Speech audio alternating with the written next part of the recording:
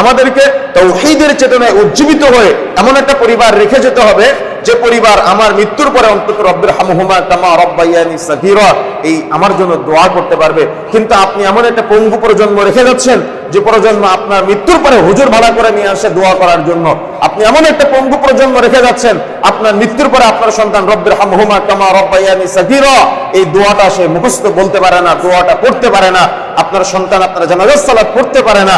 বন্ধুরা আমার, কুরবানির এই শিক্ষা থেকে ঈদুল আজহার খুতবায় আমি আপনাদেরকে নসিহত করতে চাই এতটুকু যে গরু ছাগল ভেড়া কুরবানির সাথে সাথে নিজের ভিতরে লুকায়িত পশু থেকে কুরবানি করতে হবে এবং আল্লাহর কথাকে মেনে নিতে হবে। ইয়া আইয়ুহাল্লাযীনা আমানু কু আনফুসাকুম ওয়া আহলিকুম নারা, হে ঈমানদারগণ তোমরা নিজেরা জাহান্নামের আগুন থেকে বাঁচো এবং তোমাদের পরিবারদেরকে জাহান্নামের আগুন থেকে বাঁচাও। ইব্রাহিম আলাইহিস সালাতু ওয়াস সালাম থেকে আমাদের শিক্ষা অর্জন করতে হবে নিজেকে কিভাবে আদর্শিত হতে হয়, নিজের স্ত্রীকে কিভাবে আদর্শিত রাখতে হয় এবং নিজের সন্তানদেরকে কিভাবে আদর্শিত পথে পরিচালিত করতে হয়, কোন ভাবে চললে আল্লাহ ওয়ালাদের সাথে আপনার আমার সন্তান বড় হতে পারে। দুঃখের বিষয় কি জানেন, আপনার সন্তান গোল্ডেন এ প্লাস না পেলে আপনার অনেক লজ্জা লাগে।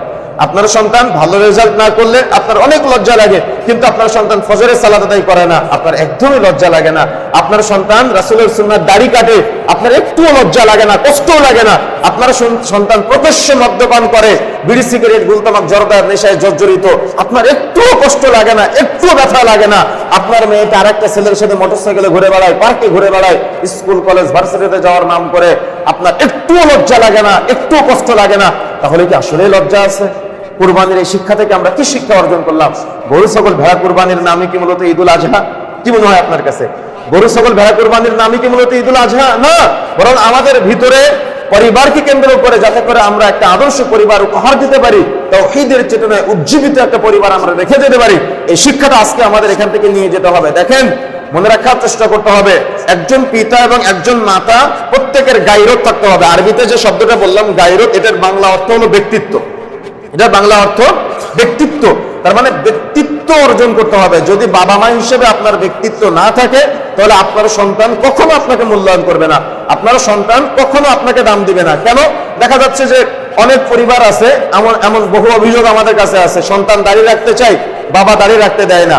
সন্তান হয়তো বাবার মুদিখানার দোকানে গিয়ে বসে, বাবা শিখায় দেয় কিভাবে ওজনে কম দেওয়া যায় মিটারে ফাঁকি দেওয়ার মাধ্যমে। বাবার তেল পাম্প আছে, সন্তানকে শিখায় দেয় মিটারে কিভাবে কোন সিস্টেমে করলে লিটারে কম দেওয়া যায় তেলের মধ্যে। এরকম বহু অভিযোগ আমাদের কাছে আছে, সন্তানেরা বাবাকে কেন্দ্র করে দেয়। মা বলে যে আব্বু তুমি দাঁড়িয়ে রাখলে তোমার চেহারার সৌন্দর্য নষ্ট হয়ে যাচ্ছে। এরকম বহু অভিযোগ আমাদের কাছে আছে। এই অভিযোগকে কেন্দ্র করে আজকে বলতে চাই, আপনার সন্তান যেন কিয়ামতের মাঠে আপনার জাহান্নামের সুপারিশ না করে, এজন্য আপনাকে খেয়াল রাখতে হবে। যদি সেদিন জাহান্নামের সুপারিশ করে সেদিন আপনি আফসোস করবেন।